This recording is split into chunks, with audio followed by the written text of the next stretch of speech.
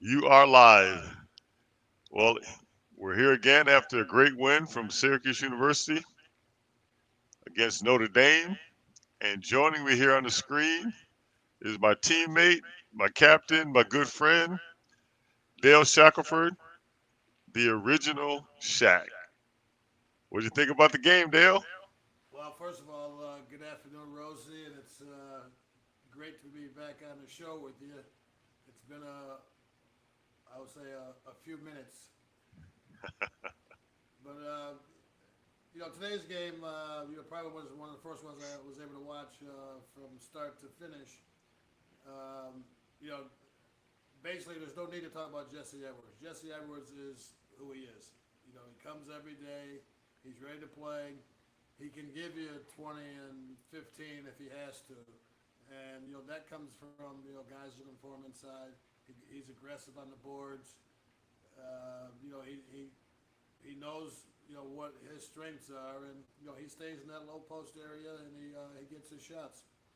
I was thinking before, these guys have got to have some type of leadership on the floor, and with Joe Girard and Jesse Edwards being seniors, they need to step up really because they've got a lot of young guys on that team. Freshman, sophomore, a couple new faces.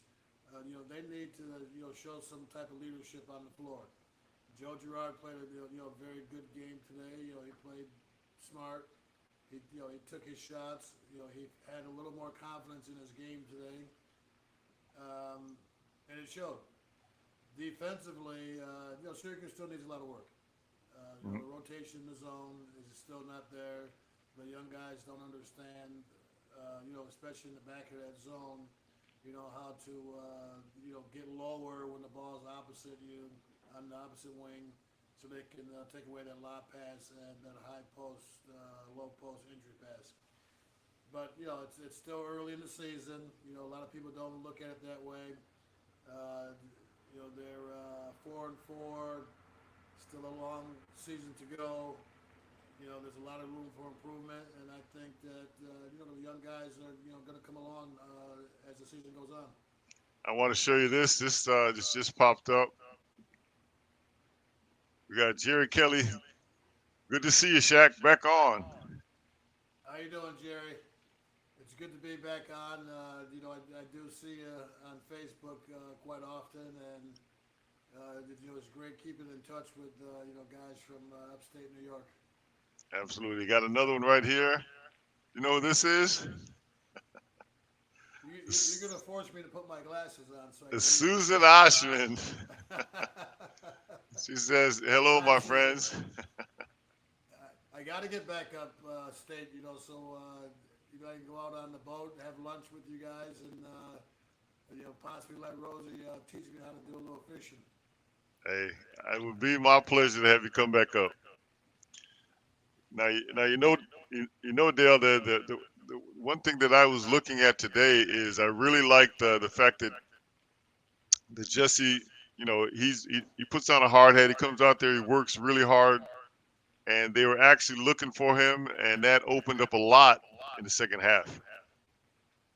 Well, like I said, Jesse's going to be Jesse, and the guys. I think the team's got to play through Jesse in order to be successful. And he's been the same all year long. He's been the same most of his career. He's got a little stronger. He's got a little more aggressive. Excuse my language. He's long as hell. He stretches out there. Sometimes defensively, and I think his wingspan is about 9 feet long. Um, and he uses all that to his advantage. So, we just got to get other guys to step up, mature a little bit, understand the game, understand how to win, understand how to put a game away, and, take advantage of your strengths. And, you don't have to go out and score, 15, 20 points a game in order for your team to be successful. There's a lot of little things that you can do. There's a lot of little things that will help other guys get better. And, that's where, these guys are still at the learning stage. It's a different ball game on the college level as opposed to, the high school level. A lot of these guys came through high school wise and, they played well and everything. And, they got to understand how to adjust their game to the college game.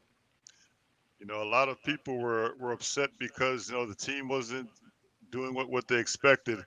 The crazy thing about freshmen are they don't you can't put a time limit on how when they can decide that they're going to play for the team. I remember my first day on campus. You came over to me and you said like, listen, nobody's greater than the team. Everybody's got to work within this form. And I was like, hey, I got no problem with that. I'll play defense. I'll block shots. I'll do whatever I want, whatever you need me to do. And that was the beauty of these guys are just figuring that out right now. So and it's a lot of fun to watch them do it. Makes you want to pull your hair out sometimes, but hey, it's good. Well, the thing is, a lot of these, freshmen, you've got to come in with some type of attitude where you've got a good communication, a good rapport with the guys that have already been there. And to come in as a freshman and to say that you're going to be dominant, you're going to control the team, it's not going to work if you don't have some type of a rapport with your teammates. And regardless of who you are, what position you play, that's very important. You can come in as a freshman and you can be a big factor in the games. I mean, we've had a lot of freshmen over the years that come in and made big impacts on the team. But as I said, they were part of the team. They did it within the realm of the team. They weren't trying to be an individual that was going out for themselves, and that's where some of these guys have to learn that. Stop listening to the birds out there tweeting things in your ears that you're going to be an NBA player and you're going to be great. Okay, you have to take care of business at hand and not worry about something in the future that you have no control of at the moment. Exactly. It was a beautiful thing to see the team come together. The when you we watched I I watched you play lost the your last sound, game. Cozy. What do you say? I lost your sound. Hold on a second. Might be having a little technical difficulty.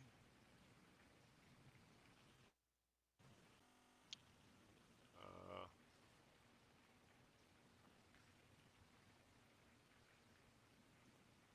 Can you can you hear hear me me? now, Dale? Hello, hello, Dale. Okay, I can barely hear you now. Go ahead. Okay, yeah. See, make sure my headset's plugged in. That's plugged in. No, it was a beautiful thing to watch these guys play together and start to realize that hey, if we put the ball to the inside, everybody gets moving. It's a beautiful thing. And I also like John Bull. They run a high post. John Bull is doing that backdoor with Joe Girard. It works beautifully. All he's got to do is set him up for the jump shot, go back door, and those are key baskets for the game. I think it's a good situation when Coach Boeheim plays the two bigs together. Defensively, it gives you some rebounding and shot blocking ability. I think John Bull can relax a little bit. What is this? His 12th year at Syracuse, and he should not worry about Coach Boeheim taking him in and out of the game. Just go out and play. And I think he can bring a lot to the team. He's just got to block some things out and just go out and play and not worry about coach taking him in and out of the game. There's a Yeah, lot of guys that take bad shots and coach is going to snatch you for that. But guess what? If it's a shot you feel good about, take the shot. absolutely. He took it made an important shot today. It was great to see him. He came in there and he took a shot, and I was watching with a friend of mine. I was like, oh no, yeah, way to go.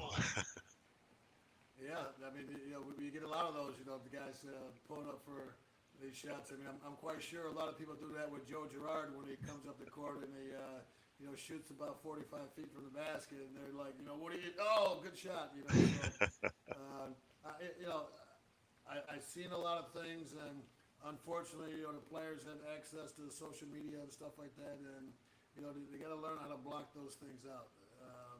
We didn't have the social media when we were coming through, but we did have a lot of verbal people out in the streets, Right. that say things to you and stuff, and you just got to block those things out. The bottom line is you're out there doing what you have to do and the best that you can. We're all not going to have great games every night, but as long as you know when you look at yourself in the mirror that you gave 100% effort, that's all that matters. Even though you're trying to win a game, yes, you like to win them all, but sometimes you fall short. Yeah, it's good to see them. It seems like they're figuring a few things out. When the ball goes through Jesse, he attracts a lot of attention, and then that made it possible for Judah Mintz to get some penetrations in because nobody wants to leave Jesse. And then and he's not like me. Anytime you pass me the ball, I never pass it back out. I know I know you're gonna say that, so I beat you to the draw. Well, I think today I think the guys they had a little better movement with the ball. They weren't standing around watching. Jesse, made himself very aggressive under the basket for offensive rebounds. And as I said earlier, they were going through Jesse tonight early on to where it opened up a lot of things for other guys. They started doubling up on Jesse in the second half, and other guys had to step up. And I know everybody was a little nervous down the stretch. When Notre Dame went up one, you're thinking like, well, here we go again. But the guys, they settled down and they played a little bit more under control and they played together. If that maturity, you can't. No, there's nothing that makes you pay more attention to the ball than taking a beat down on national TV and getting beat by a team that nobody thinks should beat you. It makes you take down and take a look at yourself and say, listen, we have to do better. We got to practice hard. We got to listen to what the coaches say. Well, it's tough at Notre Dame. There were a couple bad calls there. They called Syracuse on a flop. The guy dove on the floor.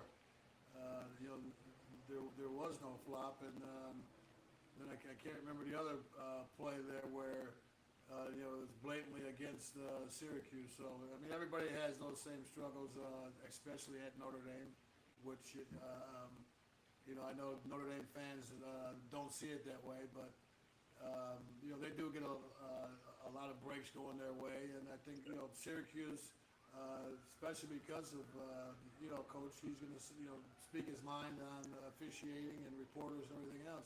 That he doesn't get the breaks that he deserves in a lot of these close games. Yeah, it was the one thing that I remember about Notre Dame. I went there. I traveled with the team back in 2000, and I remember I walked at Notre Dame gym, and Shaq, I felt like I could make three pointers out there. It's a shooter's gym. Oh man, is it? It feels like a big high school gym. Well, I've never been there, and to be honest with you, don't look forward to going there at anytime soon. I went to Notre Dame High School, and that was enough. Yeah, no, it's one of those gyms that all the coloring, the backgrounds. I mean, when you walk into the gym, you feel like, man, I could shoot here. It's just one of those kind of places. But anything else jump out you at the game today? The guard play. Well, no, I think Mintz settled in a little bit. He played a little bit more of a unselfish type game. He had opportunities to look for his shot, and he chose not to. He chose to pass, which is a good thing. I think when he is totally offensively minded because he has the ball in his hands a lot, I think that creates problems for Syracuse offensively. Today, Joe Girard did handle the ball a lot more than the last couple of games I've seen, and I think that's to Syracuse's advantage. To split the ball up between those two and not have one person dominantly handling the ball as opposed to the other one, um, being in total control. It seems to me like they've kind of figured out that it's got to be Jesse. and Joe that are going to be leading this team. And it was great to see them actually look to get the ball into Jesse's hands. Good things started happening. Then next thing you know, Joe's getting better looks, and even Judah Mintz was getting got guys running at him instead of guys waiting for him back into the paint. So it was a good look. I think it was something I was kind of waiting for it to happen like 2 games ago. But you know what? That it's gonna take its own time for these guys to figure it out. Once they figure it out, I think they got it. They're gonna be exciting to watch. Well, we get one more guy, Benny Williams, on the same page with Joe Girard and Jesse Edwards. I think Syracuse would be a very, very tough team. Jesse has got to stop laying back and watching and letting things happen. He's got to be a little more aggressive, especially on the offensive end. Get down in there a little bit when you're back to the basket, crash the boards a little bit offensively. Coach is always going to yell at guys for being out of position defensively, but I noticed today especially, our reaction is a little slow. We're tending to wait till after the ball is being passed instead of anticipating where the guy is or talking to each other, let them know that there's guys behind you, or there's guys Exactly. running the baseline, or there's a guy in the high post. Not that I can hear if they're talking or not, but to me, watching, it doesn't seem like anybody's talking and communicating on that part of the defense. And in the zone defense, you got to talk all the time. The guards have got to keep that ball from going into the high post. And once that ball goes in the high post, those two back guys, you got to dig down and get down on that baseline near the box to keep those guys from getting easy layups. And those things have to be communicated with each other. We were fortunate to have you, and we had quick guards up front with Jimmy Williams, Larry Kelly. We even had the Coneheads, Marty Head and Hal Cohen, who could play the front of the zone pretty good, alongside Eddie Moss and myself, Marty Burns, Lewis.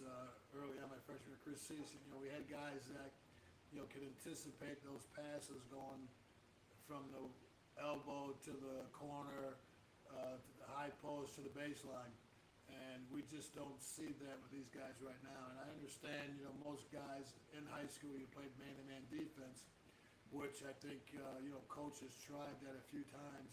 And even then, these guys, you got guys that are a lot quicker, a lot stronger with the ball and without the ball. So your man-to-man defense has got to be very good, and you got to work hard at it in order to be good at it. And another thing is that I say the same thing to the high school kids. You're playing against an opponent. You've got to understand what hand is their strong hand and what hand is their weak hand. I watch some of these games, and guys all right-handed, and he just goes right all the time, and the defender never figures out how to stop him. Same thing, left-handed player. The guy's a left-handed shooter, even though we are so used to playing against right-handed players. You've got to know what is the other person's strong hand or not, and force them to use that weak hand, because the bottom line is they're going to bring it back to the strong hand and take that shot. And Right. you should already be there.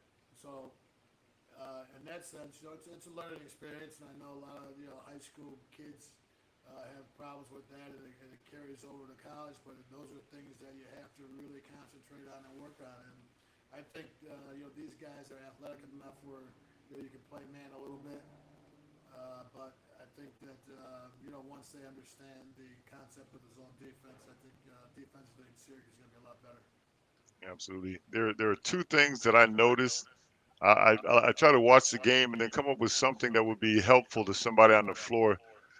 So there's two things that I noticed from the guards out front. Um, they play with their hands too low. They've got to get their hands up high. When they have their hands low, the guards can see over them to the passes behind them. And fortunately, we only got one alley oop that they scored, but they tried three other times and missed. I know Julian Mintz has a tendency to have his hands down below his shoulders. When he has his hands down below his shoulders, the guy playing him can see everything past him. That was the one thing. Just by him putting his hands up, that guard won't have the vision to see behind him. He'll see the defense in front of him. And the second thing is if you're going to the corner, like especially if it's Jesse or John Bulajak, and you're closing out on a 3-point shooter, you don't have to run all the way there to try to block his shot. As a center, you can stop 8 feet from him, jump as high as you can because he's going to shoot the shot. If he doesn't shoot the shot and you come down, you're still there to play defense on him. But you can pick that ball. You can create the illusion that when he's getting ready to shoot, if you're 8 feet away from him, jumping as high as you can, he's gonna go like, "What the heck's going?" You got to distract him. You got to get up there and mess up his vision to the basket. And you're not losing anything because he's gonna shoot it anyway. If you run towards his hand, he's gonna release it before you get there. You got a better chance of getting it in the arc. So, and you don't have to commit to running past the player, fouling the player. You're actually stopping in front of him.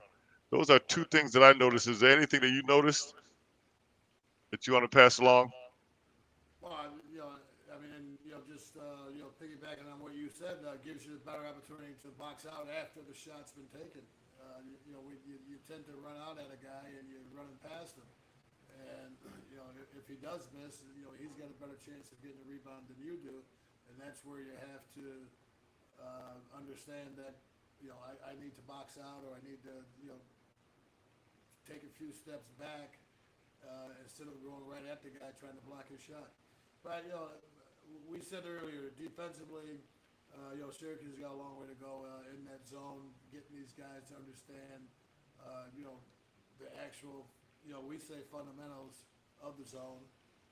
We played it a little bit over the 4 years at Syracuse. We played a lot more man-to-man than we played zone.